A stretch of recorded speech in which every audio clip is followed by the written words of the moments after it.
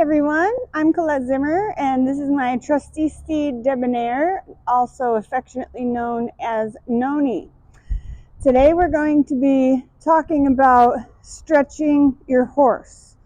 We're going to talk about how to do it as well as why we do it. Okay, so we're going to start in the walk.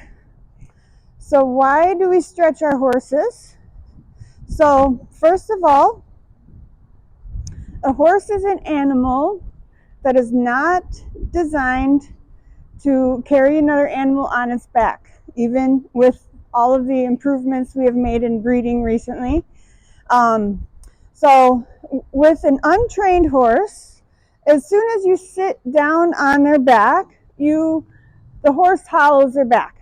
So we have to, over time, strengthen their top line and help them lift up their back so that they don't become sway back, right? So this is one way that we're going to train our horse to use their back to carry the rider, and that's going to help keep them sounder and more comfortable in the long term. It is also a good test that the connection that you have is correct. This is why it appears in the lower levels of the dressage test, as we're showing.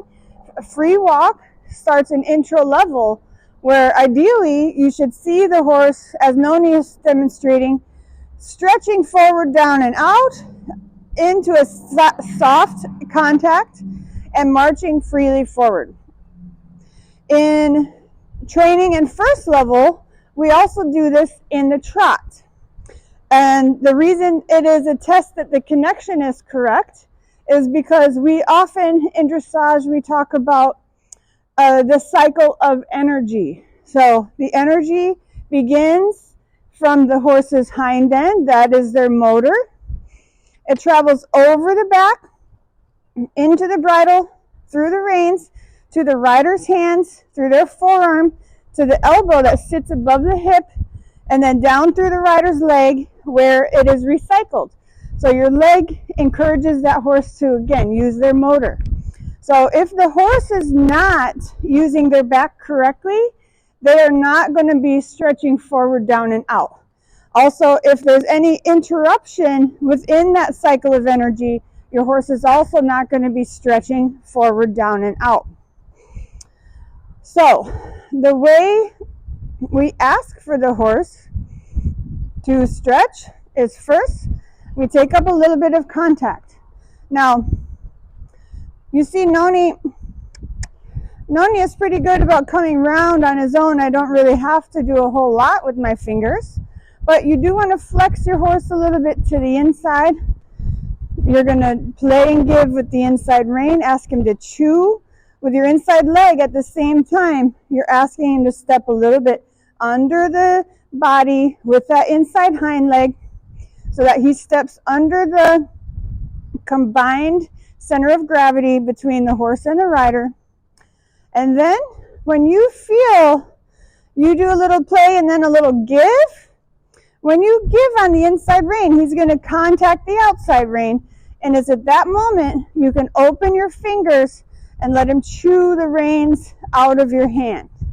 So again, that's another thing that we want, is for the horse to be chewing on the bit, okay? We don't want chomping, of course, but a little chewing helps to keep him soft in the jaw. It allows him to be soft in the base of his neck, and it also turns his saliva into a little bit of a foam, which makes the bit more comfortable in his mouth. So there is a reason why we do it. All of these things we do in dressage have been tested over hundreds of years to be shown to be the best way to ride your horse in order to maintain their soundness and usability throughout their life. Noni here is actually 22 years old. And yeah, he does some lessons for me. So I like to tune him up in between. And one of the things we do a lot is stretching down. So I'm stretching him down in both directions here in the walk. First, good boy, good boy. All right. I'm going to pick him up and we're going to do a little trot. Okay, so you see when I went to pick up my reins, how he kind of braced like that. Now, if you pick up your reins and your horse's head is up here like this, his back is hollow, and if you give the reins, well, Noni's such a good boy, he did it anyway. That's not a good time to give the reins because the connection's not really correct, okay? Noni's learned over time that this is the most comfortable place for him to be. It's like a stretch over his entire top line. All right, so I'm going to pick up the reins.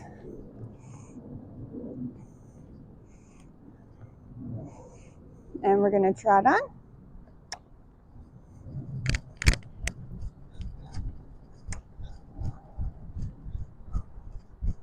All right, so the little positioning to the inside.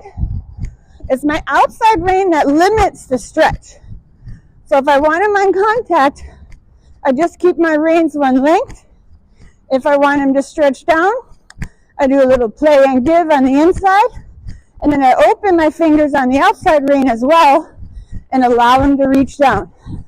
So I don't know if you noticed, as soon as he did that, he gave me a lot more swing over his back.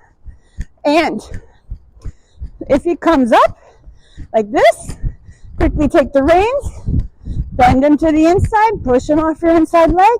Same thing, chew the reins out. So as he's reaching down, I'm opening the fingers and letting him chew. But then once he is at the maximum stretch, I'm going to reestablish a little bit of contact for him to go into. If I stretch him down, let's see what happens. If I stretch him down and I just don't have any contact, he's going to go, where are you? We also want to think that the horse's back is a little bit like a bridge, a suspension bridge, or a bow. A lot of times we say that it's like a bow. So it has to have a little bit of tension at both ends. From the hind end, we're keeping the hind legs active. And then from the front end, we have a little bit of an anchor. He's got to feel the contact while he's down there. There you go. So one way that I'm able to keep the contact even as he comes up with his head is when he's reaching down, let your hand go forward, your elbow goes a little forward, and then he's naturally going to come back up when he loses his balance. Bring your elbow back towards your body to keep the contact. You don't want, the horse is always seeking the contact or the release of the contact. So if he comes up with his head and then suddenly there's no contact there, he's going to go, oh, that's where she wants me. Because that's where the release of the pressure is. All right, let's walk. Good. And we'll stretch him down going the other way.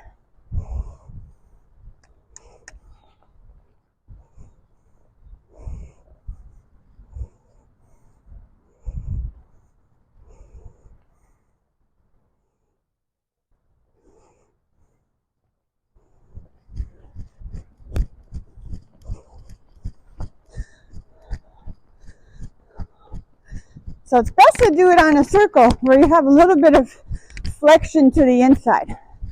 What you want to think is you're still sort of contracting the horse a little bit on the inside, and now you're really allowing him to stretch his outside back muscle like that.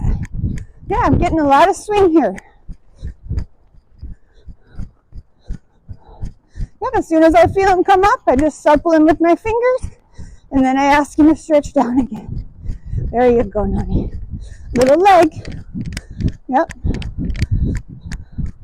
A lot of times when he's coming up like that is because he's actually stopped pushing off with the hind leg.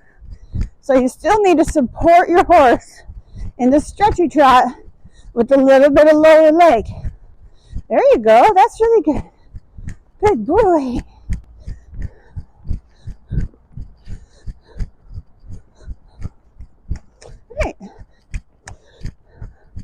And a nice down transition. Good boy. All right.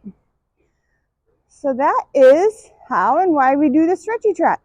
If you have questions or comments or want to see a video on anything else, comment below or send me a message. Thank you.